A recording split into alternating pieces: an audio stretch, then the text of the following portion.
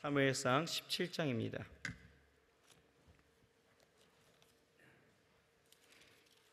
1절부터 58절까지의 긴 장입니다. 58절까지 우리 교독하실 때에 제가 먼저 읽도록 하겠습니다. 블레셋 사람들이 그 군대를 모으고 싸우고자 하여 유다에 속한 소고에 모여 소고와 아세가 사이에 에베스 담밈에 진침해 사울과 이스라엘 사람들이 모여서 엘라 골짜기에 진치고 블레셋 사람들을 대하여 항오를 벌였으니 블레셋 사람은 이편 산에 섰고 이스라엘은 저편 산에 섰고 사이에는 골짜기가 있었더라. 블레셋 사람의 전에서 싸움을 도두는 자가 왔는데 그 이름은 골리앗이요 가드 사람이라. 그 신장은 6규빗 한 뼘이요 머리에는 노투구를 썼고 몸에는 어린 갑을 입었으니 그 갑옷의 중수가 놋 5,000세겔이며 그 다리에는 놋 견갑을 쳤고 어깨 사이에는 놋 단창을 메었으니 그 창자루는 배틀채 같고 창날은 철 600세겔이며 방패든 자는 앞서 행하더라. 그가 서서 이스라엘 군대를 향하여 외쳐 가로되 너희가 어찌하여 나와서 항오를 벌였느냐. 나는 블레셋 사람이 아니며 너희는 사울의 신복이 아니냐. 너희는 한 사람을 택하여 내게로 내려보내라. 그가 능히 싸워서 나를 죽이면 우리가 너희의 종이 되겠고 만일 내가 이기어 그를 죽이면 너희가 우리의 종이 되어 우리를 섬길 것이니라. 그 블레셋 사람이 또 가로되 내가 오늘날 이 이스라엘의 군대를 모욕하였으니 사람을 보내어 나로 더불어 싸우게 하라 한지라. 사울과 온 이스라엘이 블레셋 사람의 이 말을 듣고 놀라 크게 두려워하니라.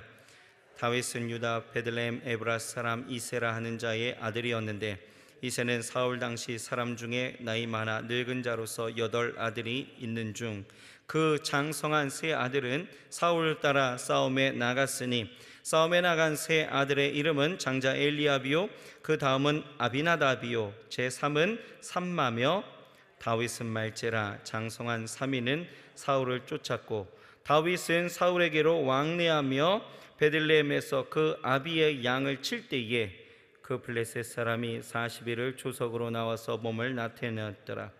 이새가 그 아들 다윗에게 이르되 내 형들을 위하여 이 볶은 곡식 한 에바와 이 떡 10덩이를 가지고 진으로 속히 가서 내 형들에게 주고 이 치즈 10덩이를 가져다가 그들의 천부장에게 주고 내 형들의 안부를 살피고 증표를 가져오라. 때에 사울과 그들과 이스라엘 모든 사람이 엘라 골짜기에서 블레셋 사람과 싸우는 중이더라. 다윗이 아침에 일찍이 일어나서 양 지키는 자에게 맡기고 이새의 명한 대로 가지고 가서 진영에 이른즉 마침 군대가 전쟁에 나와서 싸우려고 고함하며 이스라엘과 블레셋 사람이 항오를 벌이고 양군이 서로 대하였더라. 다윗이 그 짐을 짐지키는 자의 손에 맡기고 군대로 달려가서 형들에게 문안하고 그들과 함께 말할 때에 마침 블레셋 사람의 싸움 도두는 가드 사람 골리앗이라 하는 자가 그 항오에서 나와서 전과 같은 말을 하며 다윗이 들으니라. 이스라엘 모든 사람이 그 사람을 보고 심히 두려워하여 그 앞에서 도망하며 더러는 가로되 너희가 이 올라온 사람을 보았느냐. 참으로 이스라엘을 모욕하여 왔도다. 그를 죽이는 사람은 왕이 많은 재물로 부하게 하고 그 딸을 그에게 주고 그 아비의 집을 이스라엘 중에서 자유하게 하시리라. 다윗이 곁에 서는 사람들에게 말하여 가로되 이 블레셋 사람을 죽여 이스라엘의 치욕을 지하는 사람에게는 어떠한 대우를 하겠느냐. 이 할례 없는 블레셋 사람이 누구간데 사시는 하나님의 군대를 모욕하겠느냐. 백성이 전과 같이 말하여 가로되 그를 죽이는 사람에게는 여차여차히 하시리라 하니라. 장형 엘리압이 다윗의 사람들에게 말하는 말을 들은지라. 그가 다윗에게 노를 바라여 가로되 내가 어찌하여 이리로 내려왔느냐. 들에 있는 몇 양을 네게 맡겼느냐. 나는 내 교만과 내 마음의 완악함을 아노니 내가 전쟁을 구경하러 왔도다. 다윗이 가로되 내가 무엇을 하였나이까.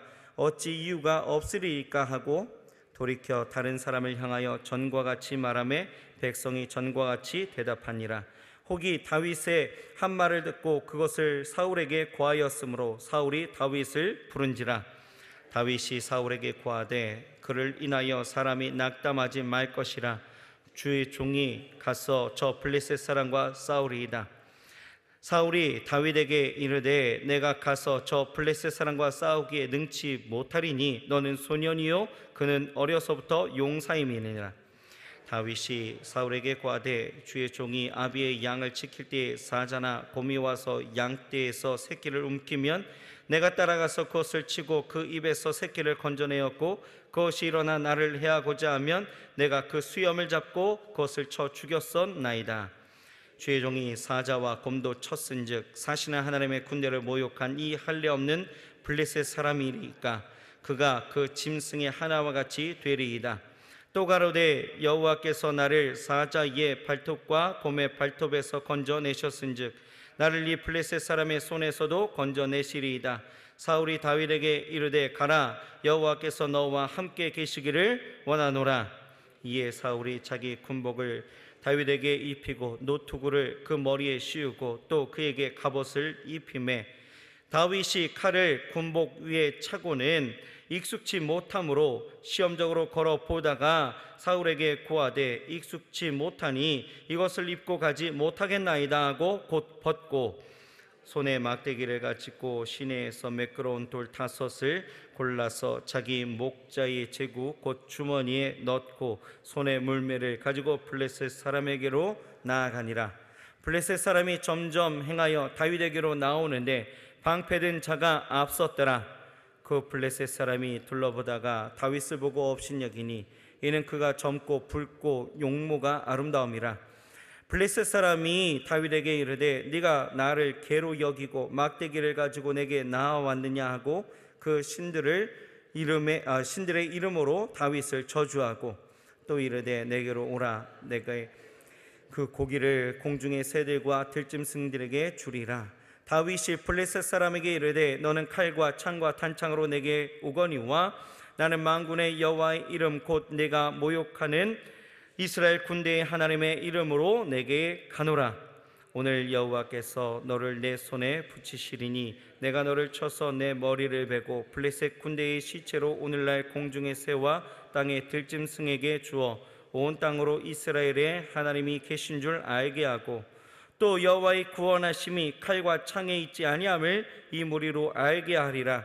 전쟁은 여호와께 속한 것인즉 그가 너희를 우리 손에 붙이시리라. 블레셋 사람이 일어나 다윗에게로 마주 가까이 올 때에 다윗이 블레셋 사람에게로 마주 그 항우를 향하여 빨리 달리며 손을 주머니에 넣어 돌을 취하여 물매로 던져 블레셋 사람의 이마를 치매 돌이 그 이마에 박히니 땅에 엎드려지니라. 다윗이 이같이 물매와 돌로 블레셋 사람을 이기고 그를 쳐 죽였으나 자기 손에는 칼이 없었더라. 다윗이 달려가서 블레셋 사람을 밟고 그의 칼을 그 집에서 빼어내어 그 칼로 그를 죽이고 그 머리를 베니 블레셋 사람들이 자기 용사의 죽음을 보고 도망하는지라.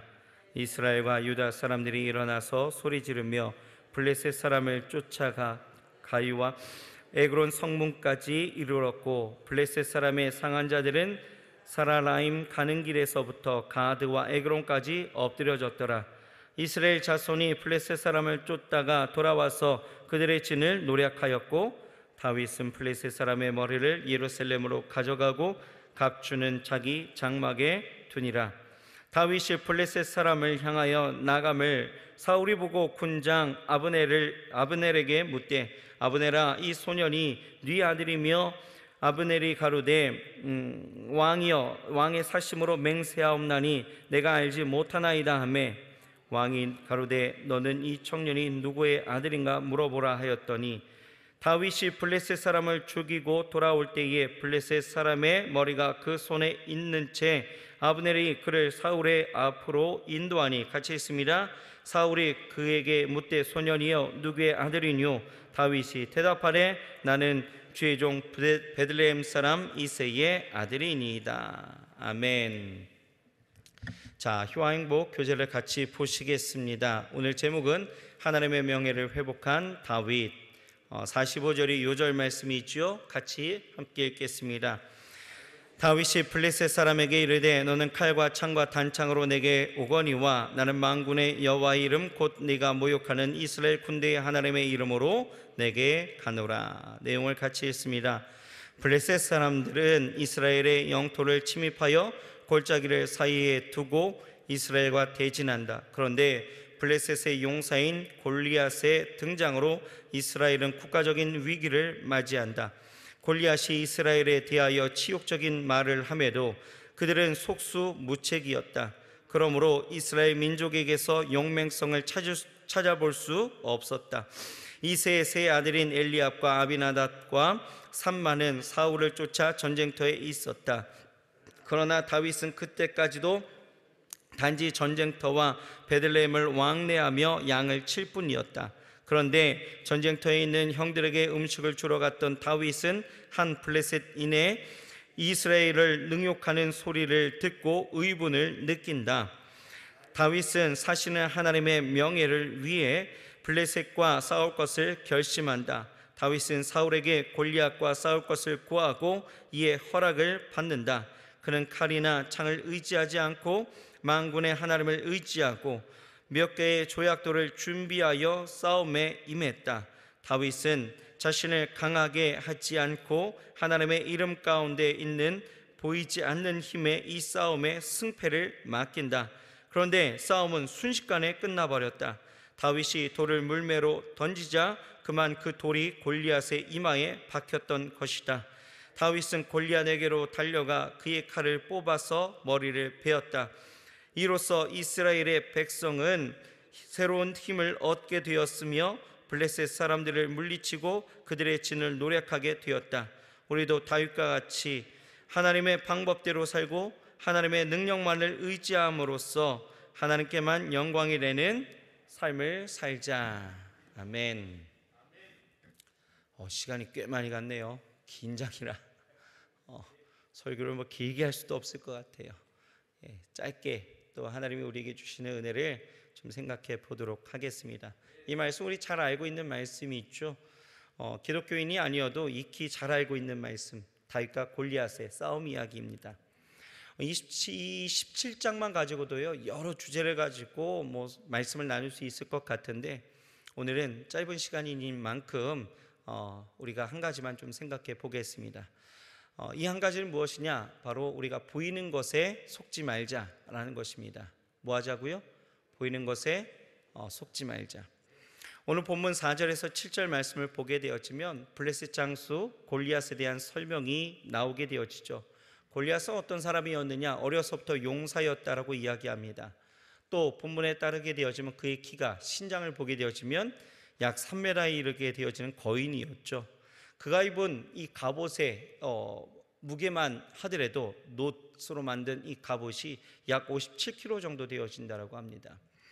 그가 든 창날의 무게만 해도 7kg가 되어졌다라고 한다면 꽤나 무겁죠. 이런 골리앗이 이스라엘 앞에 서서 40일간 아침 저녁간에 나와서 자신의 모습을 드러내도 그 앞에 용기를 잃는 것은 무리도 아닌 것 같습니다. 그러니 성경을 보면 이스라엘 군사 중에 감히 누구도 골리앗 앞에 나와 대항하여 싸워보고자 하는 자가 없었다라는 것이죠. 그러니 골리앗은 어떻습니까? 더욱더 기세가 등등해서 뭐라고 이야기하냐? 8절에서 10절 말씀에 봤더니 그렇게 이야기하죠. 그가 서서 이스라엘 군대를 향하여 외쳐가로되 너희가 어찌하여 나와서 항오를 벌였느냐라고 하면서 그가 능히 싸워서 나를 죽이면 우리가 너희의 종이 되겠고 만일 내가 이기어 그를 죽이면 너희가 우리의 종이 되어 우리를 섬길 것이다. 그 블레셋 사람이 또 가로되 내가 오늘날 이스라엘의 군대를 모욕하였으니 한 사람을 보내어서 나로 더불어 싸우게 하라 한지라 라고 이야기합니다.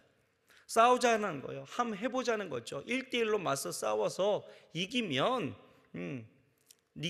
너희 이스라엘이 이겼다 그렇게 쳐주겠다라는 거예요.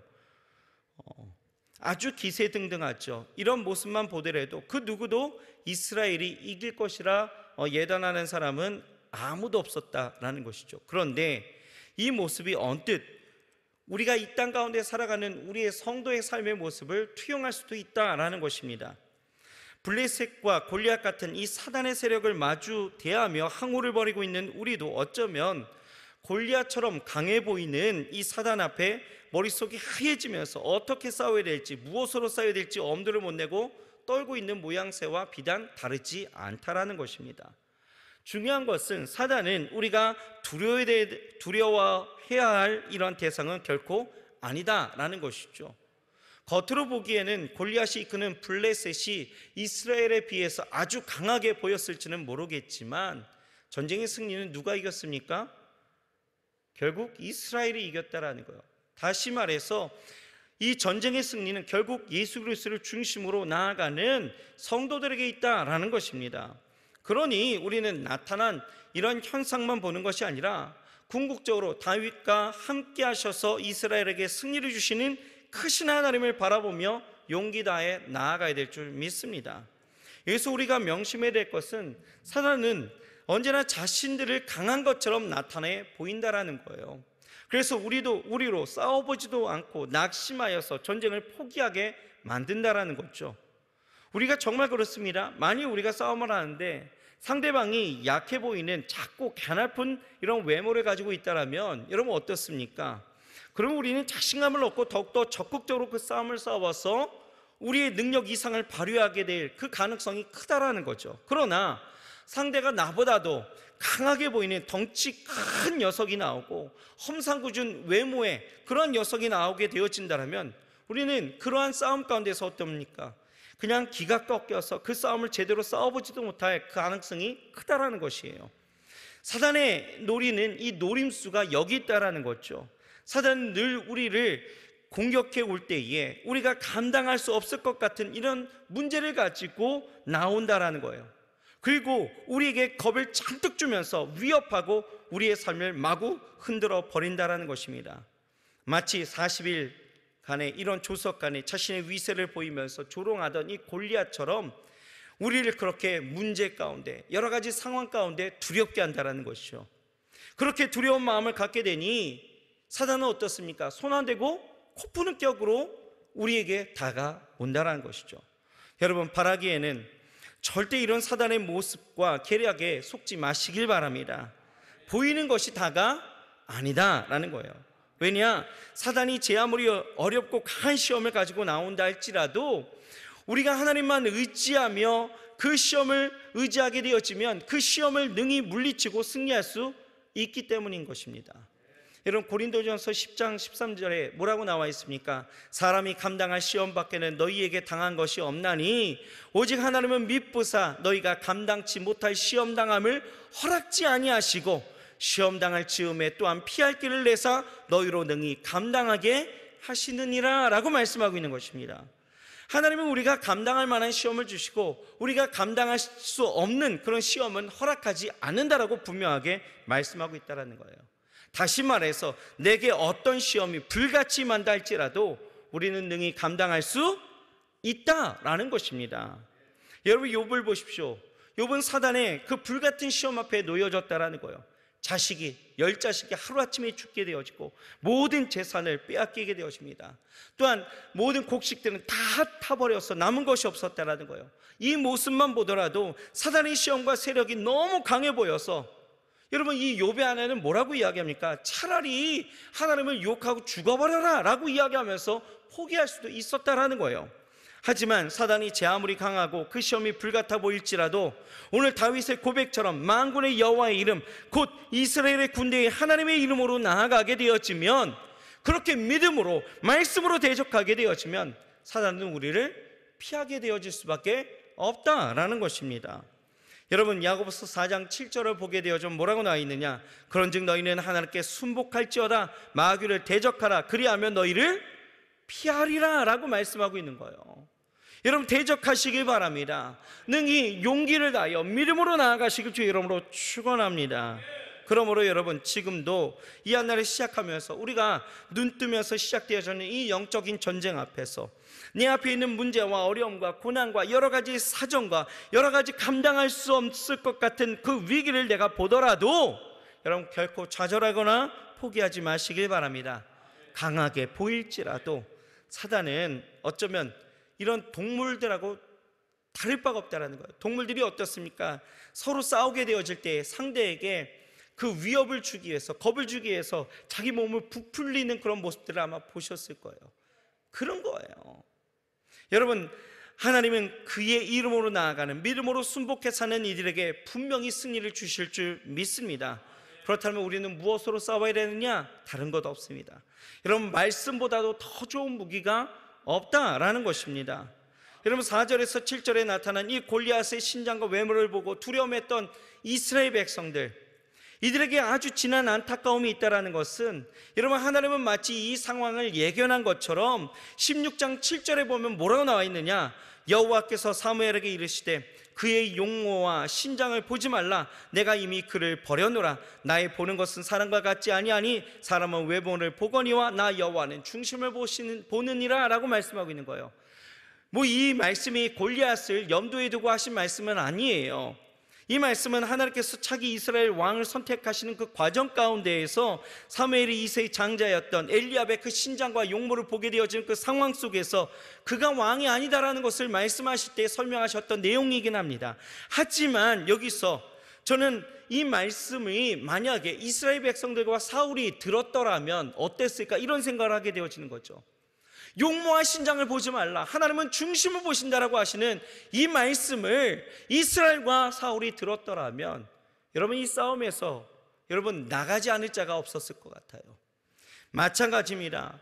하나님은요, 우리에게 분명하게 말씀하시는 것이 보이는 것에 속지 말라라는 거예요. 우리가 나아가서 싸워야 될 것은 바로 무엇입니까? 하나님의 말씀이다라는 거예요. 그 말씀 붙들고 나아가게 되어지면 우리는 승리하게 되어짐을 믿으시길 바랍니다. 오늘 여러분들에게 주어진 이 삶의 자리에서 어떻게 살아가시렵니까?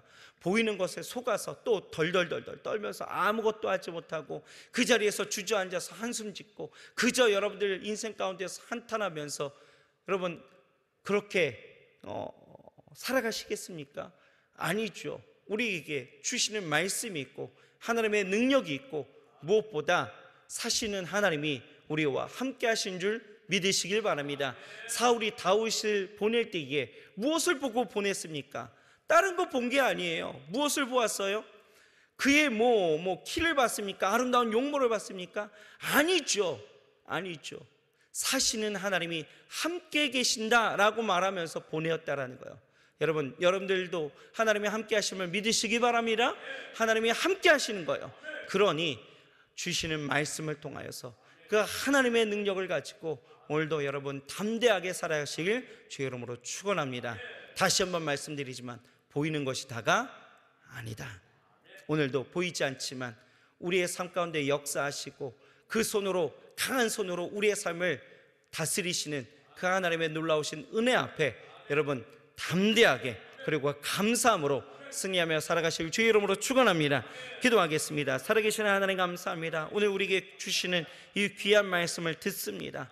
아버지 하나님이여, 우리가 살아가는 이 삶의 자리에서 사단은 늘 골리앗처럼 아주 강력함으로 불같은 시험으로 여러 가지의 삶에 감당할 수 없을 것 같은 문제로 우리에게 다가오지만 하나님, 이미 하나님은 이 싸움을 아버지 하나님이 이기셨고 이 모든 전쟁은 하나님께 속하였다 말씀하고 계시오니 아버지 하나님, 우리가 보이는 것을 속지 않게도 하여 주옵시고 이 한 날 오직 하나님을 의지하고 사시는 하나님, 이스라엘의 군대의 하나님을 온전히 의지하며 말씀으로 나아가게도 하여 주옵시사 아버지 하나님, 온전히 승리하게도 하여 주시옵소서. 사단은 떠나가게 하시고 문제는 사라지게 하시고 예수 그리스도 앞에 온전한 승리와 아버지 하나님 영광의 삶이 우리의 삶에 가득하게 주여 축복하여 주옵소서. 예수님의 이름으로 감사하며 간절히 기도드렸사옵나이다.